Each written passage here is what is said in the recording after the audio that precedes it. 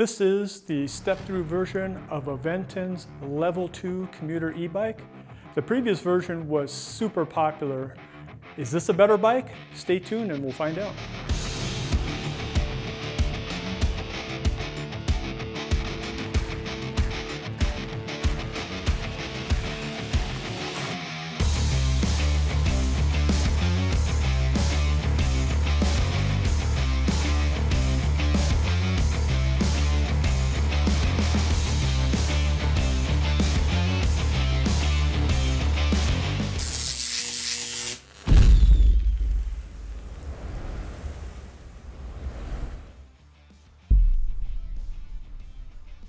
Before I begin, please take a moment to consider hitting the subscribe button and notification bell on your screen.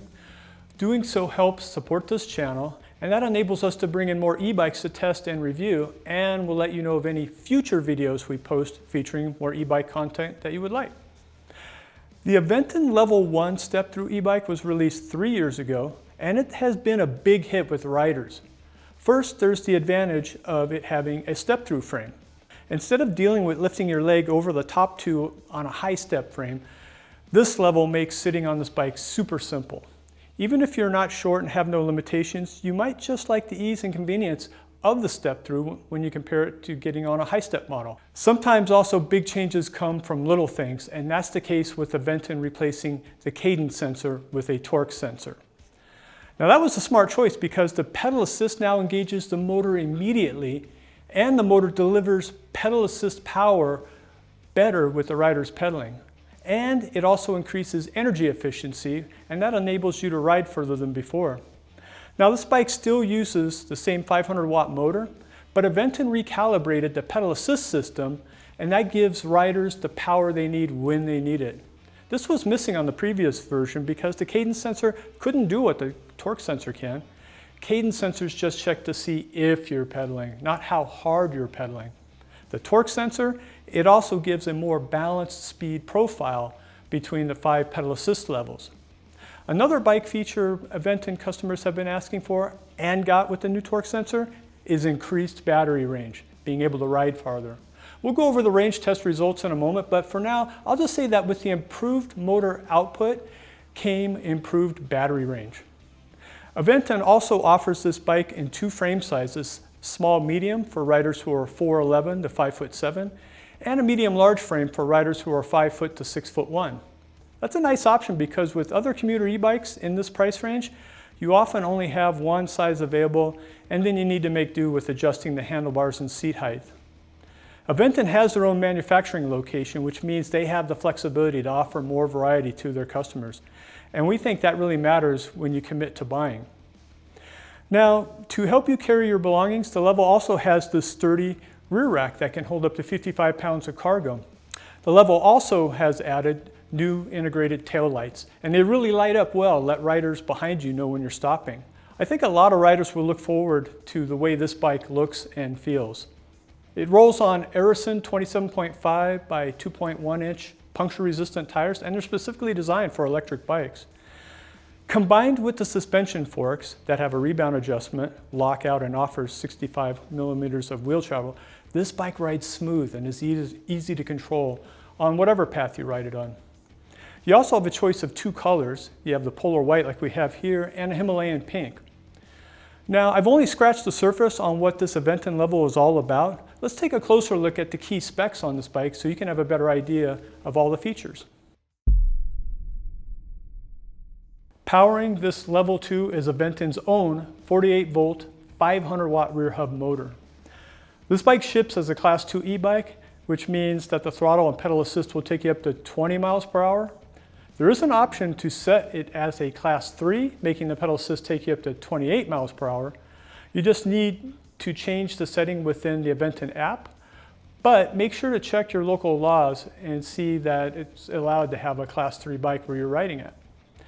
The battery is removable. It's a lithium ion, 48 volt, 14 amp hour, that's 672 watt hours, and they use LG cells in the battery. You also get a 48 volt, 3 amp fast charger that can charge the battery in about 4 to 5 hours. This bike uses a pedal assist that has 5 levels, PAS 1 to 5, and a 20 amp controller. And like I mentioned before, they replaced the cadence sensor with a torque sensor to improve motor performance and battery range. The color display screen is the Smart Easy Read LCD display with a backlight.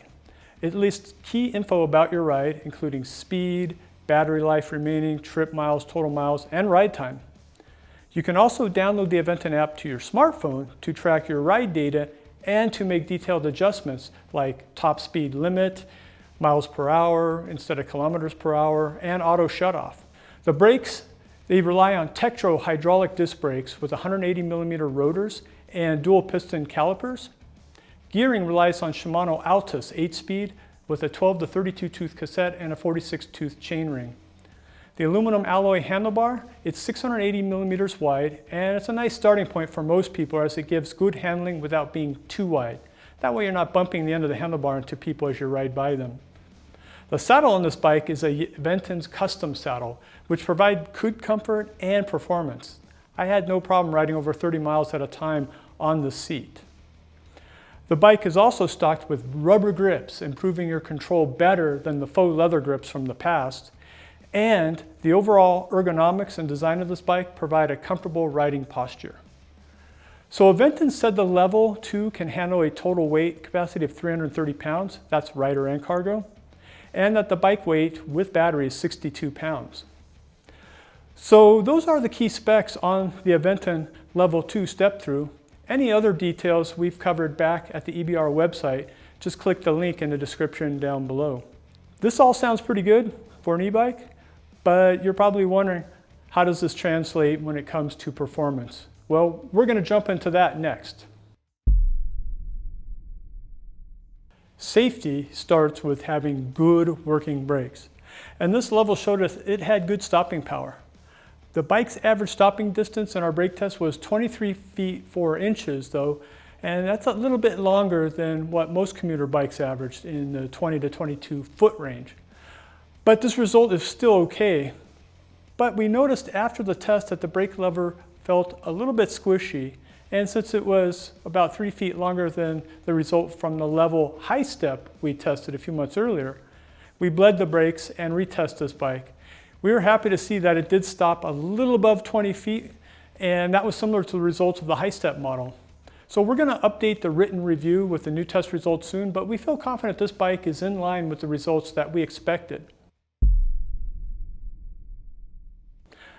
We liked how well this bike performed on our speed test. Now the first time I rode this, I had to double check to see whether this bike was really using a 500 watt motor. It was accelerating like it was a 750 watt motor, and that really surprised me. I also really liked how the torque sensor engaged immediately with my pedaling. The top speeds at PAS Level 1 and 2 were 14.5 miles per hour and 16.3 miles per hour, respectively.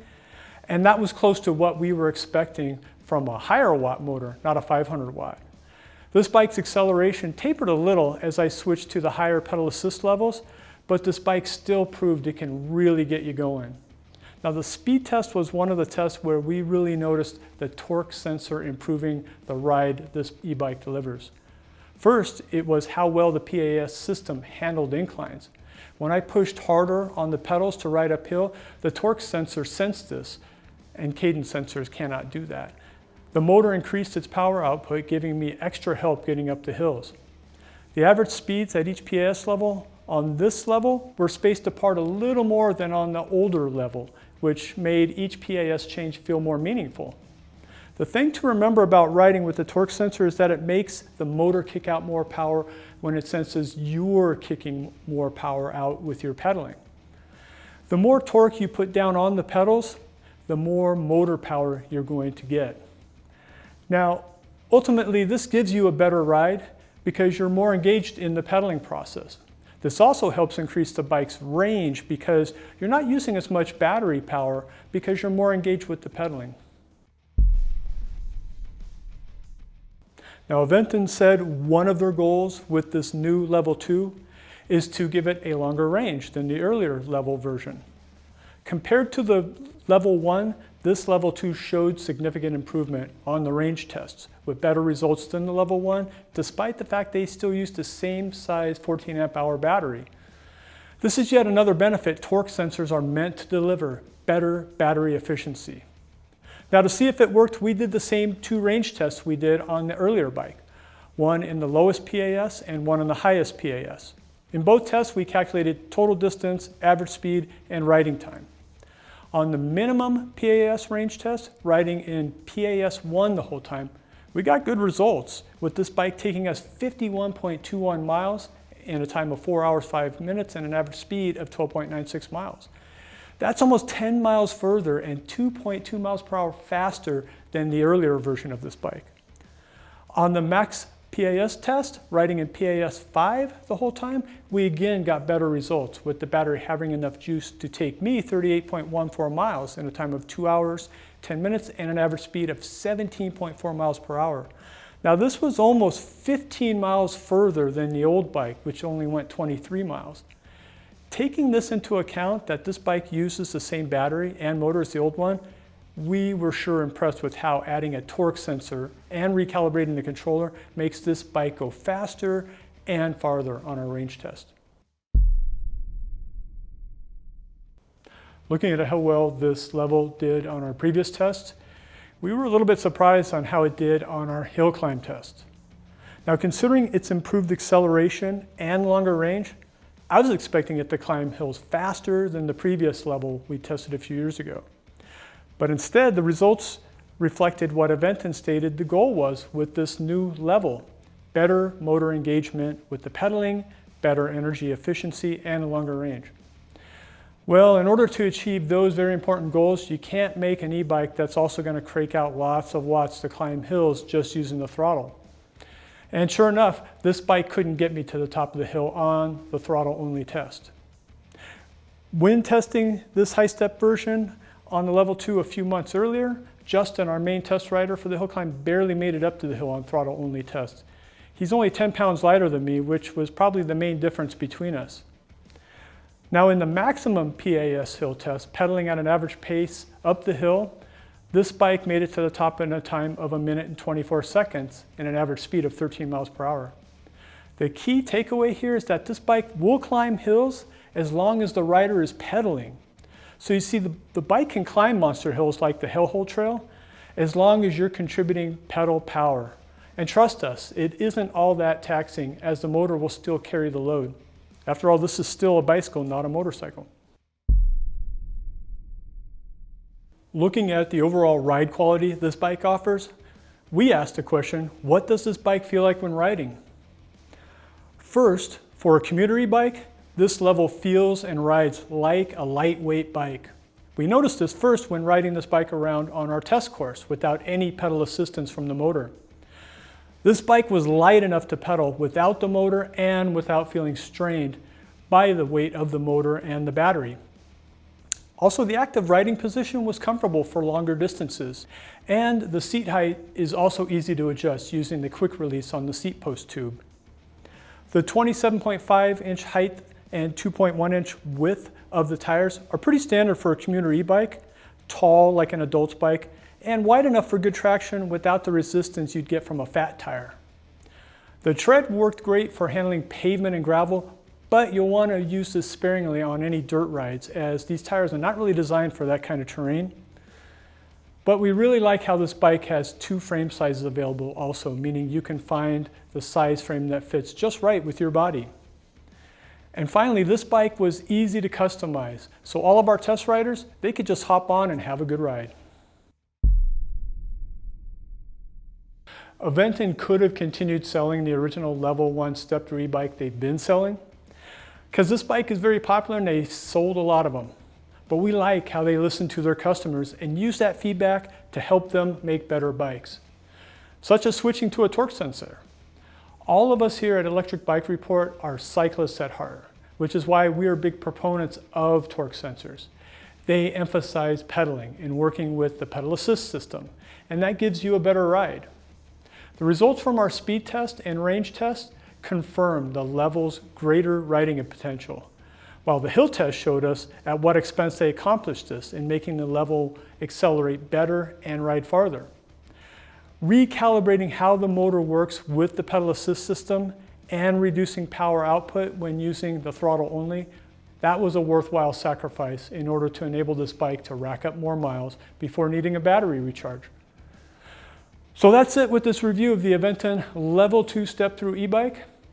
I hope you found this video helpful. If so, then please click like. Now, if you're not currently a subscriber to our channel, please subscribe. It really helps us get the word out to others about e-bikes.